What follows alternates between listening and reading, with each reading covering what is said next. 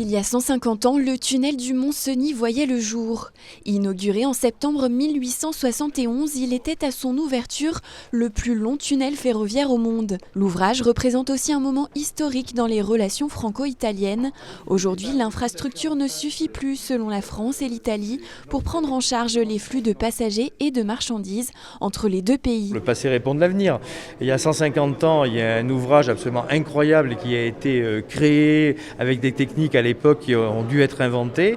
Et aujourd'hui, nous sommes sur une logique qui est une logique toujours de dessert de ces territoires, avec d'autres moyens plus modernes que nécessite tout simplement, l'adaptation au trafic ferroviaire voyageurs et marchandises qui doit être mis en place dans les Alpes. Le nouveau tunnel transalpin du Lyon-Turin est un maillon indispensable dans le projet de desserte de ces territoires. L'un des enjeux importants de la structure est de limiter davantage le transport routier en favorisant le ferroviaire.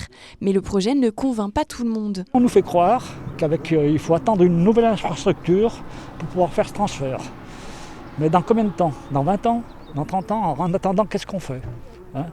Les Suisses, eux, ont pris le taureau par les cornes. Qu'est-ce qu'ils ont fait, les Suisses? Ils ont obligé les camions à aller sur le train, sur des lignes existantes qui ont les mêmes caractéristiques que la nôtre. Pourquoi en France on ne le fait pas? Tantôt controversé, questionné ou retardé, où en est aujourd'hui le chantier du tunnel? Au total, entre les deux tubes de 57,5 km de long, les différentes galeries techniques, etc., nous aurons 163 km de galeries à creuser. Aujourd'hui, il y en a déjà presque 29, soit plus de 17%, qui ont été réalisés. Il apportera déjà sécurité puisque ça sera un tunnel bitube et pas un seul tube dans lequel des trains se croisent. Donc là, les trains ne se croiseront pas.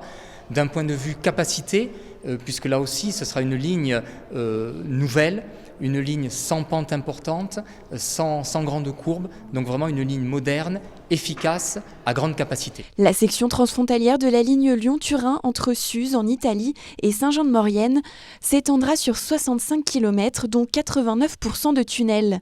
La ligne devrait entrer en service d'ici 2030.